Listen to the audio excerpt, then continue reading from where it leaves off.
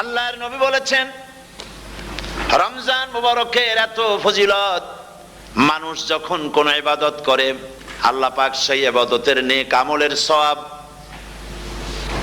10 থেকে শুরু করে 700 পর্যন্ত বাড়ায় দেন। 10 থেকে শুরু করে 700 বাড়ায় দেন, ইল্লা সাওম, রোজা ছাড়া। নবীজি বলেছেন রমজান মুবারকে কেউ যদি একটি নফল কাজ আদায় করে, একটি নফল ইবাদত করে, অন্য মাসের একটি ফরজ আদায় করার সওয়াব আল্লাহ পাক নামায় আমলে দিয়ে দিবেন।